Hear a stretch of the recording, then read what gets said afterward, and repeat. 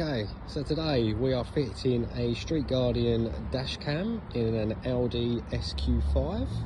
This is a 2014 model, and we are installing the Street Guardian SGG CX2 Pro with the 256GB memory card.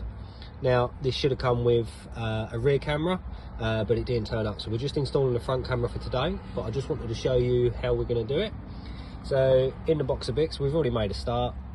It's a little bit overwhelming because you get all these little trim bits and stuff like that for different fitments on different vehicles, and your SIGGI socket for your power cable, a few little clips and bits and pieces, a little trim tool which comes really handy, and your memory stick and your memory card. So it all comes with various components depending on the vehicle. So on the Audis, this is where we've mounted the camera right there. I've already installed the GPS, so that will sit right behind the mirror, and I'll go around the other side in a minute and show you better. And then the little GPS we've put up on this by the A-pillar, windscreen mount only. There you go. And then if we come around the other side,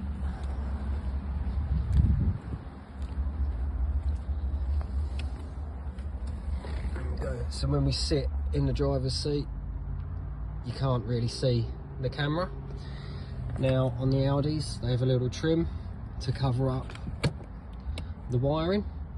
So my plan is to, when we run the power cable in, is to run that behind that trim with the existing wiring, so you don't see it, or you see minimal wiring. So that's the plan, and then we will run it across this trim, down this A-pillar, down here, and this is where we've picked up all our power supplies in the fuse box. Now I brought a power kit.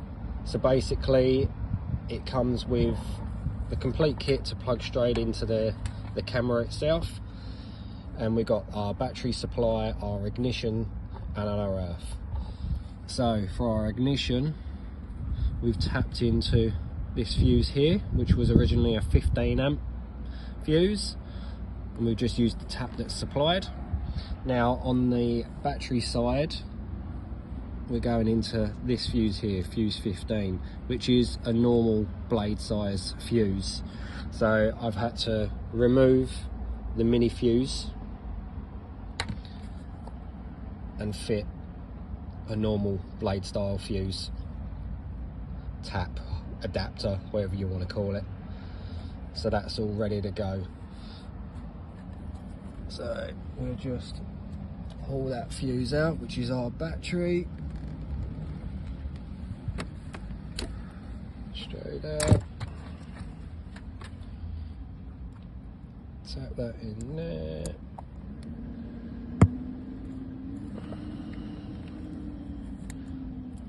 there you go, and then that will plug straight in there, nice and tight. All right. Then we just need to tidy up this wiring, cable tie it all behind the trims, and then run that power cable up. So I'll get back to you in a sec. Okay, so here is it all complete now. So there's our wiring. I had to turn that fuse tap round because it was just slightly hitting against this one and not sitting properly. And I've ran the cable and I've bunched it all up, taped it up, and it's sitting inside there. And then our main power cable runs up this A-pillar.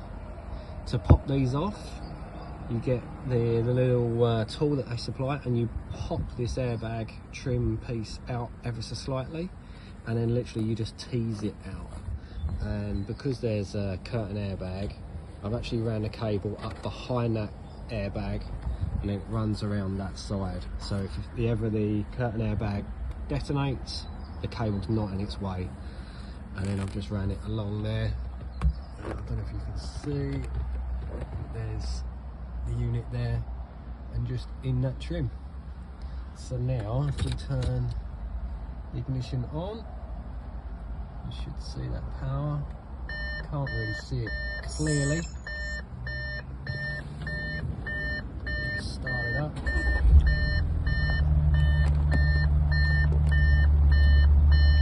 There it is, all lighted up, doing what it's meant to be doing. And that's it. Really simple, easy one to do.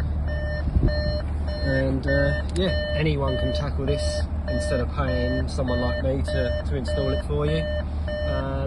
But have a go. Any questions or comments, please leave in the comment section, and please subscribe and like the video if you want to see more. Cheers.